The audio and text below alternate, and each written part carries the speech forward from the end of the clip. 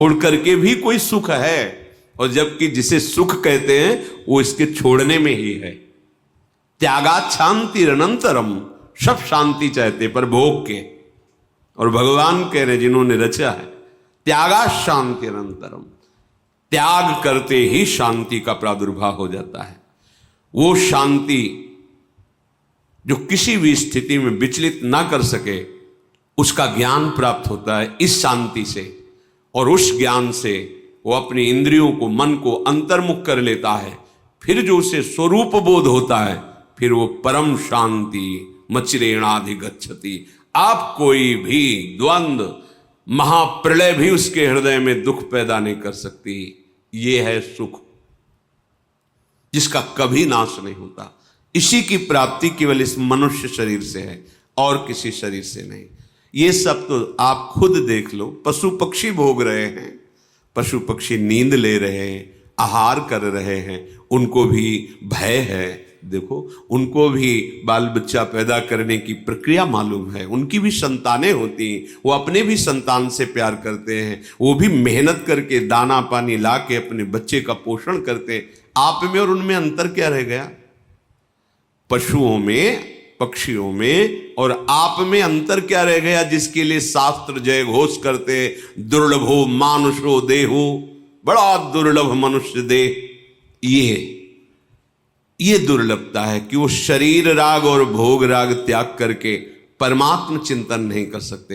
आप कर सकते हो, आप परमानंद की अनुभूति कर सकते हो।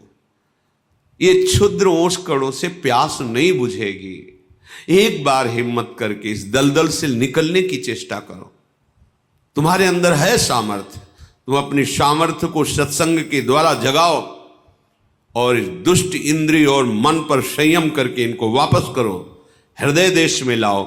ये घर से बाहर भटकते रहेंगे, कुछ हाथ नहीं लगेगा।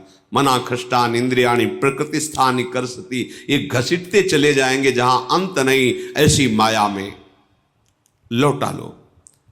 श्रीपाद कह रहे, बहिर्गत दृगंतर धैर्य मालम्य नित्य स्मृति रधिवश वृंदारण्य मन्यान अपेक्षा। तुम किसी की अपेक्षा मत रखो कि तुम्हें कोई साथ देगा, सहयोग देगा या सुख देगा। याद कर लो शब्द, ये ब्रह्म शब्द हैं। तुम ऐसी सोच मत रखो कि तुम्हें कोई साथ देगा, तुम्हें कोई सहयोग करेगा परमानंद प्राप्ति का, तुम्हें कोई सुखी कर सकता है। ये भ्रम हटा दो। ये जो तुम्हारा आंतरिक मन बुद्धि कि हम तो गंदे आचरण करें, अधर्म से धन कमाएं, मनमानी भोग भोगे, और विश्व में कहीं कोई ऐसा जादूगर, तांत्रिक, मंत्रवेत्ता कोई ऐसा मिले जो छूछा कर दे, मंत्र जंत्र बांध दे, हमें कोई विघ्न न सतावे, हम भोग भोग लें, तो ऐसा ब्रह्मा ने पैदा ही नहीं किया। अभी आगे करेगा तो पता चल जाएगा। अभी तक ऐसा नहीं हुआ। निज कृत कर्म भोग सुनु भ्राता। यदि किसी के पास जाने से, किसी प्रक्रिया से आपका आगंतुक विपत्ति नष्ट हो रही है, तो वो विधान पहले लिखा हुआ है। आपका सुकृत आ गया और सुख चलने लगा, आपको लगा कि किसी जंत्र या मंत्र या तंत्र से ये काम बन गया, बिल्कुल भ्रम में मत रहना। आपका कर्म ही आपको सुख और दुख प्रदान करता है। कौन काहू के सुख दुख कर दाता, निजकृत कर्म भोग सुन भ्राता। अब इस अध्यात्म की बात को कोई समझना चाहता है? नहीं।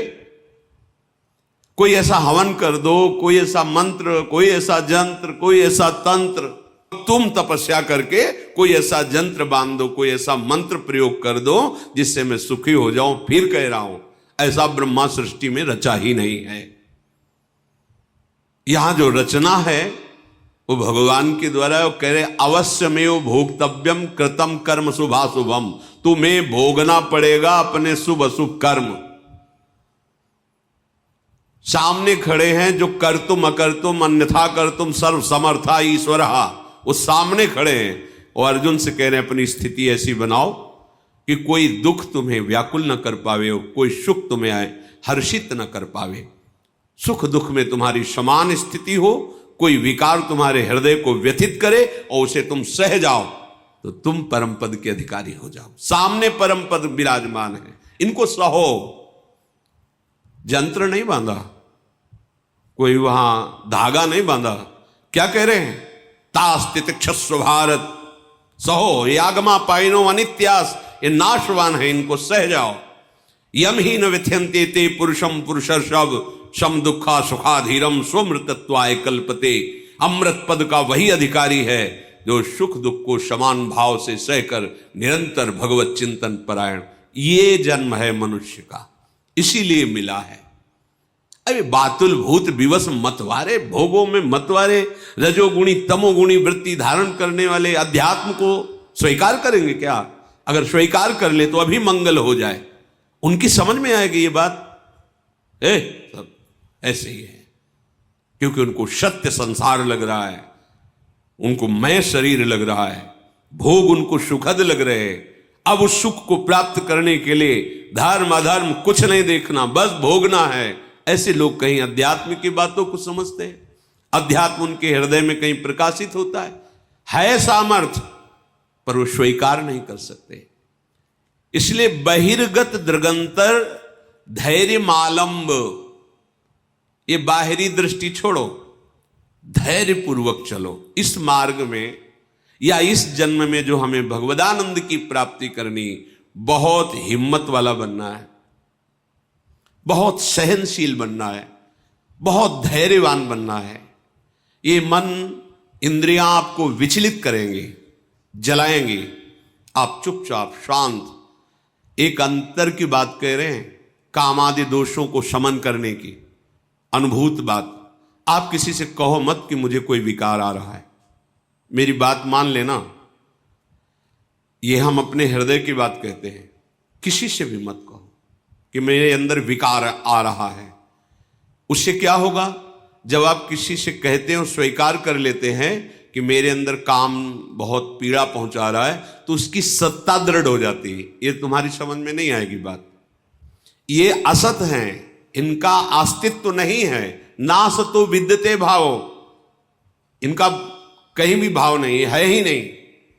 ये तुम्हारी स्वीकृति से, तुम्हारे चिंतन से हैं। अगर आपने कह दिया तो इनकी सत्ता दृढ़ हो जाती है, फिर ये और परेशान करते हैं। ना होने पर भी ये ठूठ का भूत है, शांत। हृदय जल रहा है, हृदय में प्रेरणा हो रही, गंदी दृष्टि करो, गंदी बात देखो, गंदी क्रियाओं में सुख, शांत। ना कोई चेष्टा और ना किसी को समझने दो, अपने आप अंदर ही भस्म हो जाएंगे। क्योंकि आपके हृदय में परम लक्ष्य भगवत प्राप्ति का और नाम जब सत्संग चल रहा है, शांत हो जाएंगे। कभी कभी अशुद्ध भोजन हो जाने पर, रजोगुणी तमोगुणी भोजन हो जाने पर इनकी प्रबलता नजर आती। शांत रहो, देख लो, कुछ ही घंटों में समन हो जाएगा। शांत रहो, ये अनुभव की बातें कह रहे हैं। शांत रहो, कोई चेष्टा मत करो। भजन बने बने